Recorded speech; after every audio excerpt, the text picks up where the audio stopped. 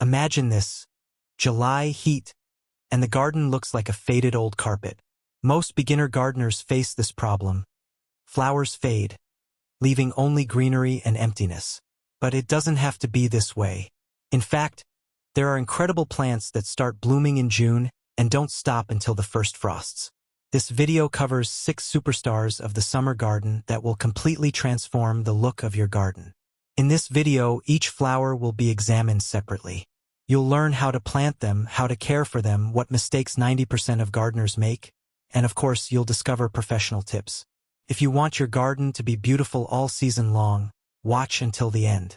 Number 1. Petunia, queen of the summer garden. Petunia is a magical flower.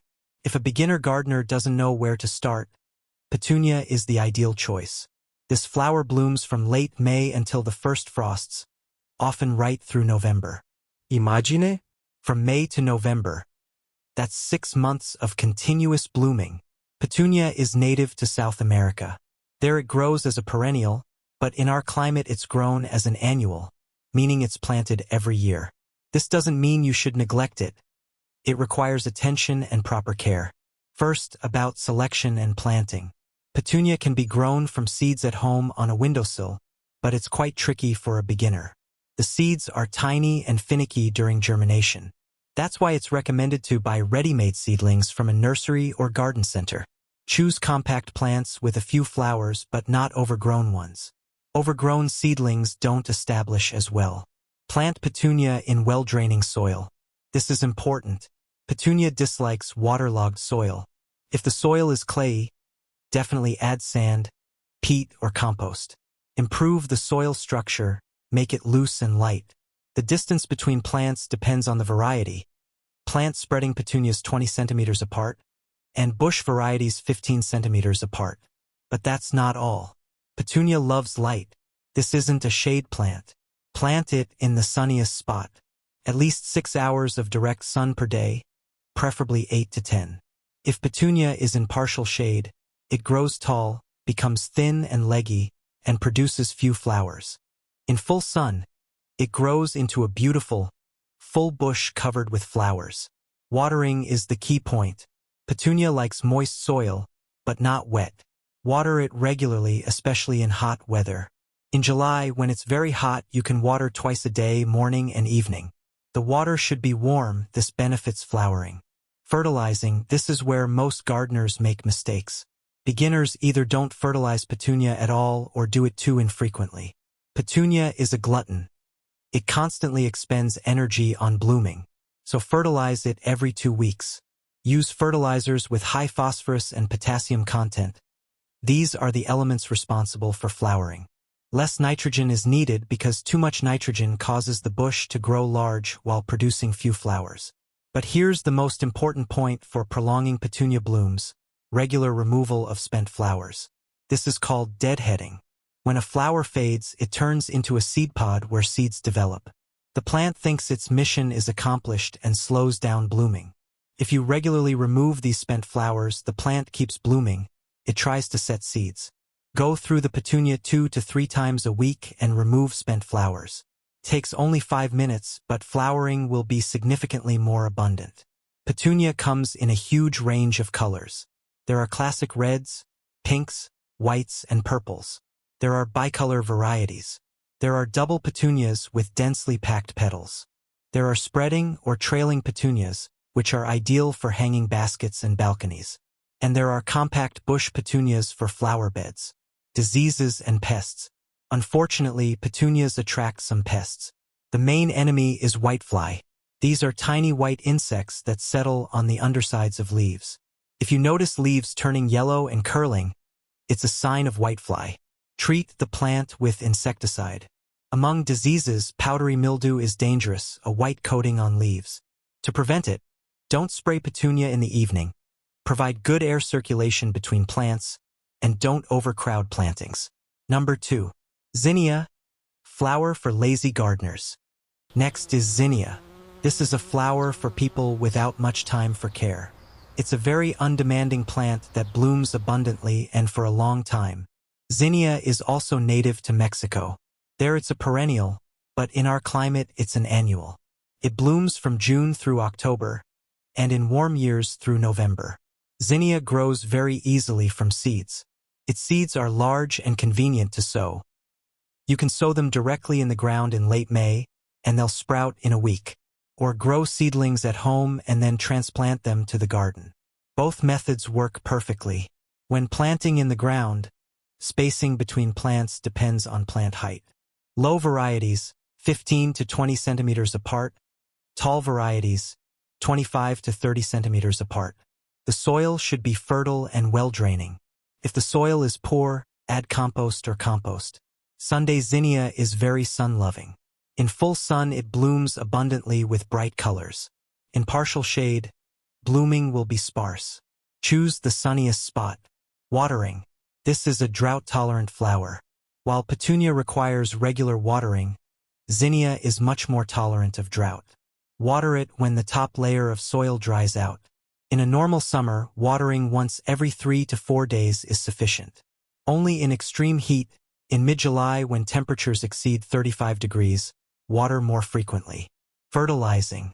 Zinnia doesn't require frequent feeding. If you plant it in fertile soil and add compost, 1 feeding per month is enough. Or you can get by without fertilizer altogether. Zinnia will still bloom. But if you want more abundant blooming, feed it every 3 weeks. Pruning. This is a very important step for zinnia. When the plant reaches 15 centimeters in height, pinch off the top. Just break it off with your hands or cut it. This stimulates branching. The plant will grow outward rather than upward, and instead of one stem, several will appear. Each will produce flowers. Blooming will be much more abundant and longer lasting. Another tip: regularly remove spent flowers. Like with petunia, this stimulates continued blooming. Zinnia will try to set seeds, and if you remove them, it will keep blooming. Zinnia colors are diverse. There are classic reds, oranges, pinks, whites, and yellows. There are noble purple and crimson shades. There are bicolor varieties. And here's something interesting: zinnia flowers become more beautiful and saturated towards the end of the season. In September and October. Diseases and pests. Zinnia is fairly resistant to diseases. Its main problem is gray mold in conditions of high humidity. If summer is rainy, provide good air circulation and treat the plant with fungicide. Among pests, spider mites can appear in very hot summers. If you see thin webbing on leaves, treat with insect mite killer. Number 3. Marigolds. Beauty and health for the garden. The third flower on our list is marigolds. This plant is valued not only for its beauty but also for its beneficial properties for the garden. Marigolds are annuals, and they bloom from June through October, and sometimes longer. They bloom abundantly, almost without interruption. Interesting fact: marigolds contain a substance called phytoncides. These substances protect the plant from pests and diseases. And here's what's cool: this protection extends to neighboring plants. If you plant marigolds among tomatoes, cucumbers, or other vegetables, pests will avoid these plants. Many experienced gardeners grow marigolds specifically as a repellent, as a pest control method. It's a natural approach without chemicals. Growing marigolds is very simple. Seeds are large and easy to sow directly in the ground in late May. They sprout in 5 to 7 days. You can also grow seedlings at home. Soil. Marigolds are undemanding about soil. They grow even in poor soil. But of course, they grow better in fertile soil. The main thing is good drainage. Don't plant them in waterlogged areas. Spacing between plants is 20 to 30 centimeters, depending on variety. There are low varieties and tall ones. Sunday. Like other summer annuals, marigolds are sun-loving. In full sun, they bloom brighter and more abundantly. In partial shade, they'll still bloom but not as spectacularly. Watering. This is a drought-tolerant flower. More drought-tolerant than petunia and zinnia. In hot summers, water every 3 to 4 days. If summer is normal, water once a week. Marigolds tolerate drought better than excess moisture. Fertilizing. Marigolds don't require frequent feeding. In fact, frequent fertilizing can lead to excessive foliage at the expense of flowering. Once a month is sufficient. Or you can skip fertilizing altogether if the soil is fertile. Deadheading spent flowers strongly stimulates blooming. If you regularly remove spent flowers, marigolds will bloom twice as abundantly. It's worth it. Marigold colors vary from classic yellows and oranges to reds, burgundies, and bicolors. There are varieties with simple flowers and double flowers with densely packed petals. Diseases and pests. Marigolds are very resistant to diseases. This is a big plus of this plant. Pests don't really like them either, which makes sense. Remember the phytoncides? Sometimes spider mites can appear in very hot, dry summers. If this happens, spray with insect mite killer. Number 4. Echinacea. Flower for allergy sufferers and bees. Let's move on to more refined flowers. The fourth on our list is Echinacea. This is a semi-woody perennial plant that blooms from July through September, and in warm years through October. Echinacea is native to North America. There it grows in prairies and is very hardy. In our gardens, it establishes beautifully and becomes a perennial, meaning you plant it once and it grows for many years. Echinacea has an interesting flower structure. In the center of the flower is a tall orange-brown spiky disc, and around it are arranged petals, usually pink, purple, or white. This looks very refined and striking. But that's not all. Echinacea is not only beautiful but also beneficial. Echinacea root is used to make immune-boosting medicines and teas. In natural medicine, Echinacea is considered a powerful immune stimulant. So you'll not only have a beautiful garden but also a source of a beneficial plant. And another point, Echinacea is a magnet for bees and butterflies. If you want to attract pollinators to your garden, definitely plant Echinacea. Bees will visit there every day. Growing from seeds. Echinacea is best grown from seeds. Seeds should be stratified beforehand, meaning subjected to cold treatment. You can simply place seeds in the refrigerator for a month before sowing. Then sow them on the surface of moist soil in March-April. Don't bury the seeds, they germinate in light. Cover the sowing with glass or plastic wrap. Germination takes 7 to 14 days at 20 to 25 degrees Celsius. Then the seedlings need good lighting, otherwise they'll stretch. Planting in the ground. Plant seedlings in the ground in late May, early June, when the threat of frost has passed. Space plants 30 to 40 centimeters apart. Echinacea spreads out. Soil. Echinacea prefers well-draining soil. This is a plant from the prairies. It doesn't like excess moisture. If the soil is clayey, add sand and gravel. Sunday Echinacea is sun-loving. In full sun it blooms more abundantly. In partial shade it will grow but blooming will be less abundant. Watering. This is a drought-tolerant plant. After it's established, that is, in the second year of life, you can water it infrequently. Only during drought. Overwatering is worse for Echinacea than lack of water. Care.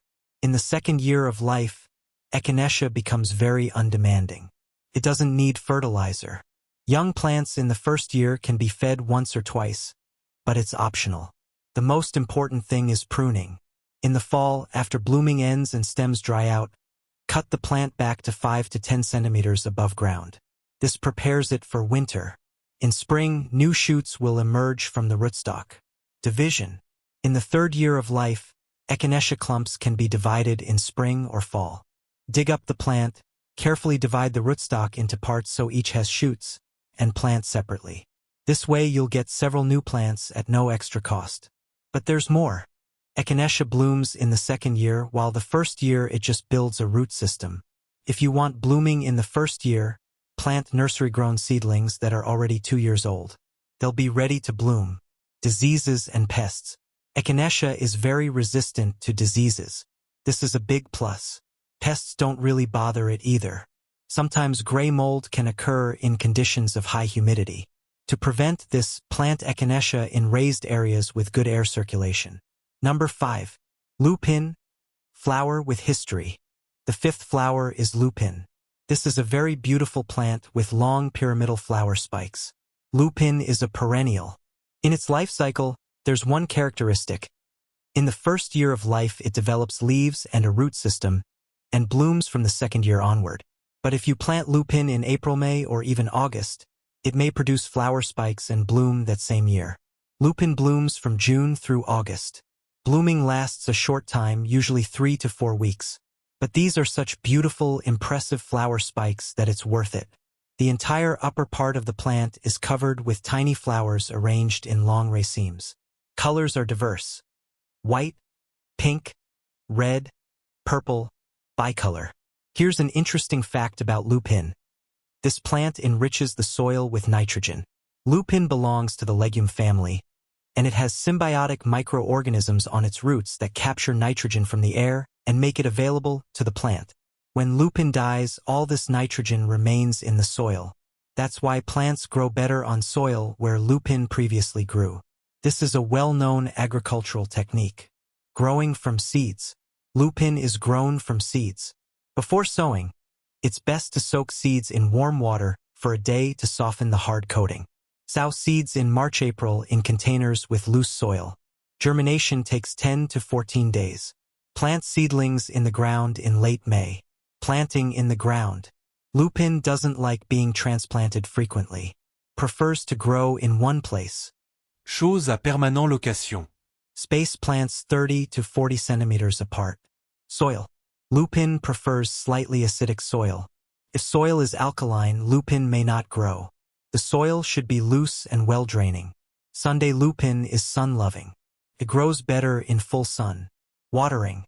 Young plants in the first year need regular watering so they establish well. In the second year, lupin is more drought-tolerant. Fertilizing. Lupin doesn't need much fertilizer. Too much fertilizing can lead to excessive foliage at the expense of blooming. In the first year, you can feed once or twice, but it's optional. Care. The most important thing is stimulating repeat blooming. As soon as lupin finishes blooming, cut off the faded flower spikes. This can stimulate new flower stems to develop. Sometimes lupin may bloom a second time in late August or September, but this depends on the variety. In fall or spring, lupins need to be renewed. Lupin is a long-lived perennial, but over time the center of the plant dies out. Therefore, every 3 to 4 years lupins should be dug up, divided, and replanted in a new location. Or simply plant young plants next to old ones. Diseases and pests. Lupin can suffer from powdery mildew in conditions of high humidity. To prevent this, plant lupins not too densely and provide good air circulation. Among pests, lupin can attract caterpillars that eat leaves. If this happens, treat with insecticide or pick caterpillars off by hand. Number 6. Lavaterra, delicate among annuals. And finally, the 6th flower on our list is Lavaterra. This is an annual that blooms from July through September, and in warm years through October. Lavaterra is a tall plant with large flowers similar to hibiscus or mallow. Colors are usually pink, red, or white. Very striking, delicate flowers. Lavaterra is native to the Mediterranean. It's a plant that loves heat and light. Growing. Lavaterra can be grown from seeds. Seeds can be sown directly in the ground in late May when the soil is well warmed, or seedlings can be grown at home in April-May. Seeds are large and convenient to sow. Planting in the ground. Space Lavaterras 30 to 40 centimeters apart. This plant grows tall and requires space. Soil. Lavaterra isn't demanding about soil. It grows in any fertile soil. The main thing is good drainage. Sunday. This is a very sun-loving plant. In full sun, it looks beautiful. In partial shade, it can become leggy and produce few flowers. Watering. Lavaterra is drought-tolerant, but in hot weather, regular watering is needed, otherwise flowers become smaller. Water when the top layer of soil dries out. Fertilizing. Lavaterra doesn't need frequent feeding. Once a month is sufficient. Or you can skip fertilizing if the soil is fertile. Pruning. To encourage abundant blooming, you need to regularly remove spent flowers. This is very important for Lavaterra. If you don't remove spent flowers, the plant will form seeds and blooming will slow down. One characteristic of Lavaterra. With age, its lower part can become bare, with only leaves at the top. To prevent this, pinch off young plants at the beginning of growth. This stimulates branching, and the plant will be fuller. Diseases and pests. Lavaterra is fairly resistant to diseases. Sometimes powdery mildew can appear in conditions of high humidity. To prevent this, don't spray the plant in the evening and ensure good air circulation. Pests don't really bother Lavaterra. Conclusion: that's all. We've covered 6 flowers that will bring beauty to your garden throughout the summer season. Petunia with its range of colors, zinnia that requires minimal care, marigolds that will protect your garden from pests, echinacea that attracts pollinators, lupin with its stately flower spikes, and Lavaterra with its delicate, fragile flowers. Each of these flowers is unique. Each has its own characteristics and requirements. But they're all united by one thing: with proper care, they will provide blooms month after month, from June through October. The most important thing to remember: good soil, enough sun, regular watering, removal of spent flowers, and feeding. These are the basic principles that work for all these plants. Don't be afraid to experiment. Try a few different flowers, see which ones you like more, which ones grow better in your conditions. Gardening isn't an exact science. It's creativity, and every garden is unique. And remember, even if something doesn't work out this year, it's not a tragedy. It's experience. Next year you'll know what to do differently, and your garden will be even more beautiful. Start simple. Plant petunia in a sunny spot, water regularly, remove spent flowers. By June you'll see results. Gradually add other flowers, improve your flower bed. A garden is a place where miracles happen, where a tiny seed grows into a beautiful plant that brings joy and beauty. It's worth spending a little time and effort. Thank you for watching this video. If it was helpful, give it a like and subscribe to the channel so you don't miss new gardening videos. And write in the comments which of these flowers you like most. Be sure to read and answer your comments. See you in the next videos, and may your garden always bloom.